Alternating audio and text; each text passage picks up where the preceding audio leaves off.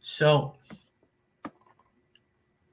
I want to talk about a story that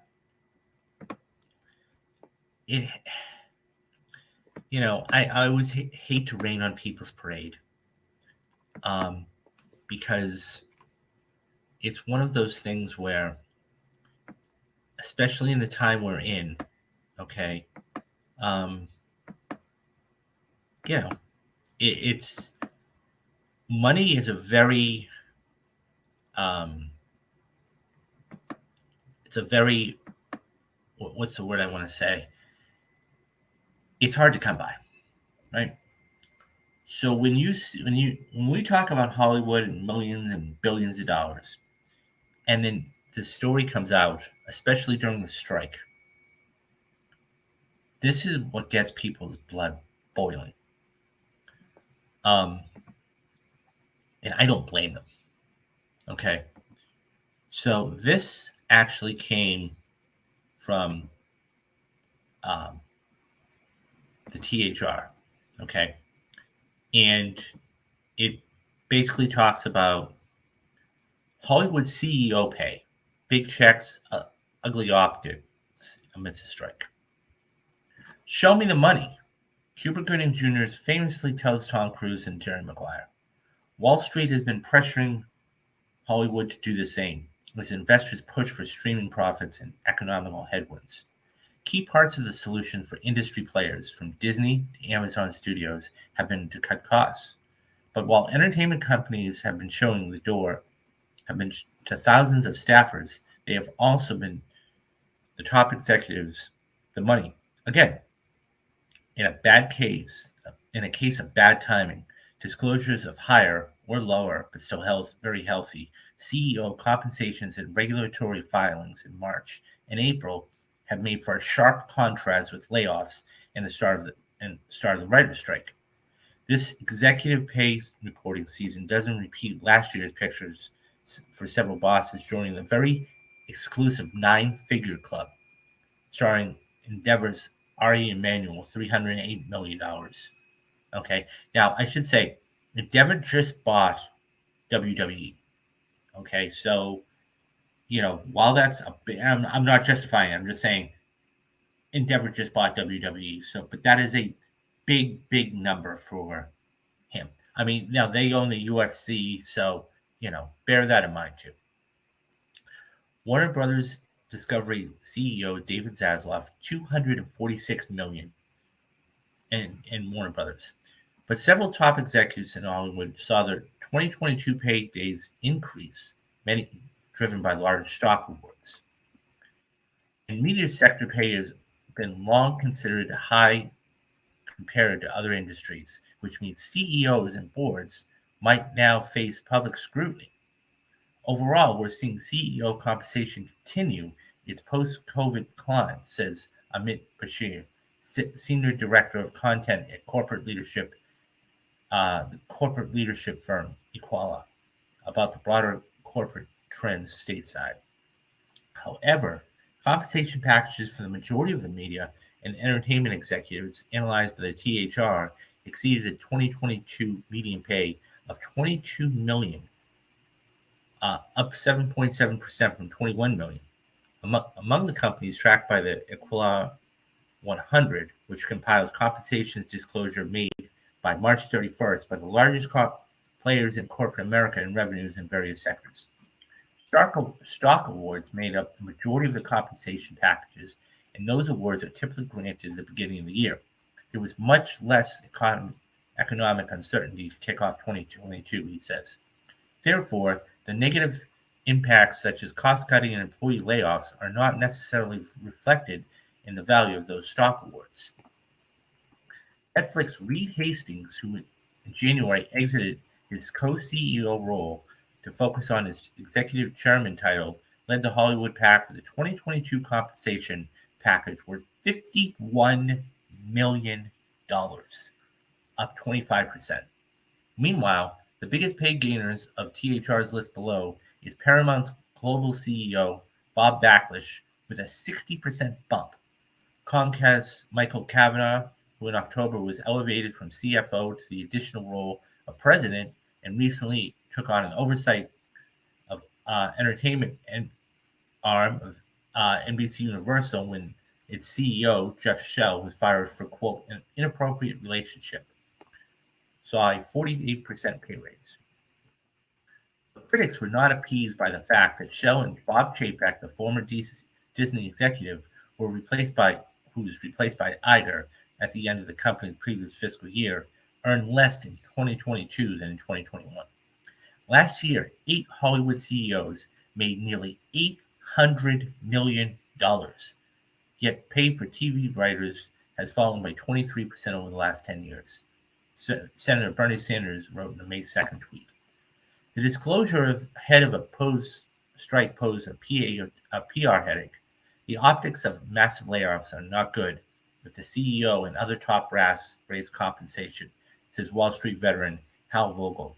Meanwhile, he sees, quote, no surprise, end quote, in cases where corporate bosses have had to take, quote, pay haircuts, end quote, given that lots of CEO compensation is tied to stock price performance. Many media stocks finished 2022 down sharply, often underpaying the drop in the S&P 500 stock index, which itself recorded the worst year since 2008. I expect pay at the top will be reduced once again over the next year. The boards shouldn't be afraid to do this, Vogel said. With stock awards typically granted the start of the year, Bashes says 2023 pay could fall, quote, as many media companies took a hit to close out 2022 as subscriber growth cooled off and the advertising market weakened. In an interesting asterisk, the highest paid executive in broader entertainment sector was not a CEO, but a creative officer. Charlie Collar, who left Fox last year to join Roku as the head of media in late October, started off with a 2022 pay package with a whopping $53.3 million. Time will tell see if that bet pays off. Okay, let's talk about this.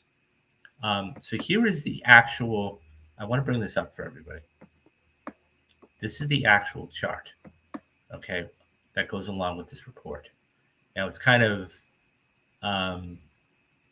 small, so let me just, I'll read it, not the whole thing, but I want to give you guys some of the big things. So the light green that you see is 2021, and the dark green you see there is 2022. So at the top, you had Reed Hastings from Netflix. His stock performance was down 51%. Okay, from 40 million in 2021. I'm sorry, went up. Okay, the stock went down, but his salary went up 25%, from 40.8 million to 51.1 million, as stated in the piece. Ted Sarandos, the CEO of Netflix, his stock also dropped 51%, but his pay went up 32%, from $38 million to $50 million. Michael Kavanaugh, which was stated in the piece also, his stock dropped 31%, but his pay went up 48%, from $27 million to $40.5 million.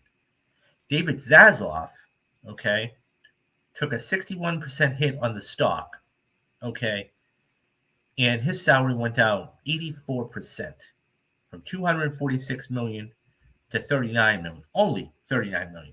Now, it does say here, David Zaslav's 2021 pay package was driven by a May 2021 employment agreement that is set to keep the Warner Brothers Discovery CEO at the company through the end of 2027. Stock options that he received related to the extension boosted the calculated value of that package.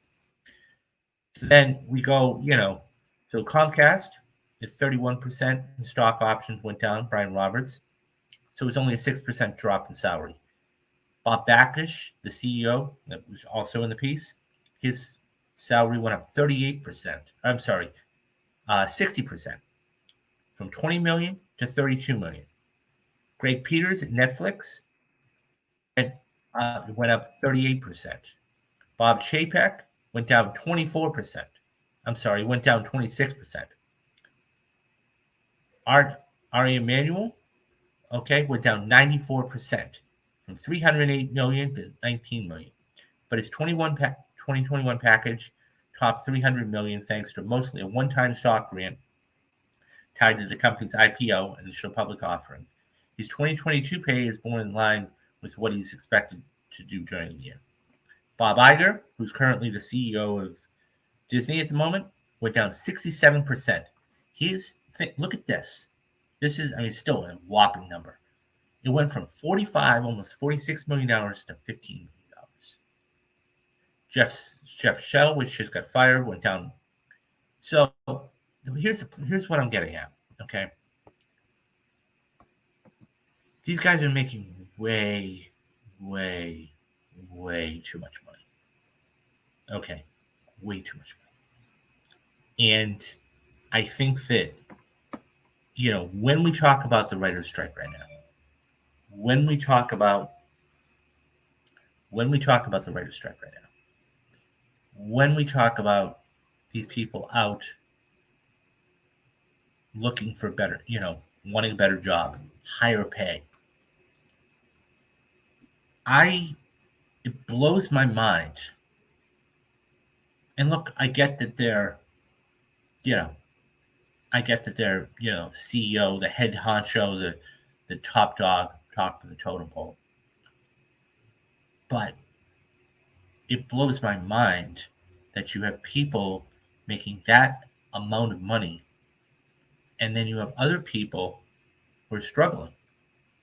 And this is just where the rich get richer and the poor get poorer. And inflation is not a problem for these guys, right? Even making the lowest of the bunch there, okay? The lowest of the bunch is Bob Iger. His pay went down 67%, and he's still going to make $19 million. He made $19 million last year. I don't understand this.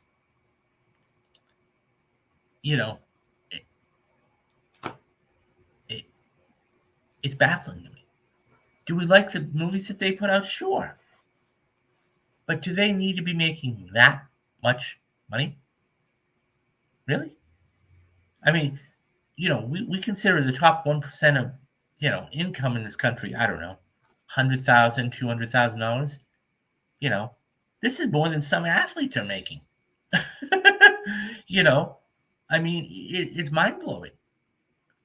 So it's just infuriating to see, because it's like, look, guys, fine, you want to make your money, fine, you can make your money, but $50-60 million? And yes, it's in stock options. Fine, we get that. It's not liquid. But at the same time, I don't know. Maybe it's just these people are making way too much money, though. And look, I get they have to run a multi-billion-dollar company. I understand they have to make decisions. But when you're laying people off and you have to cut 4,000, Disney had to cut $5 billion, and they had to let go 4,000 workers in some capacity. I'm not talking hourly wage guys. I'm talking about 4,000 people.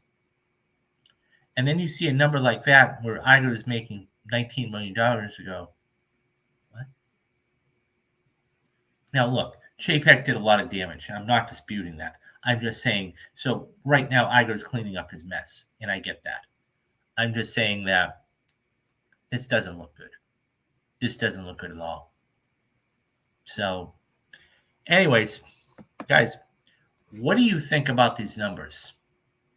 Are you shocked to see some of these CEOs making this much money, or is it commonplace? Do you think they should help out with, giving some of this money to the writers and helping that whole thing?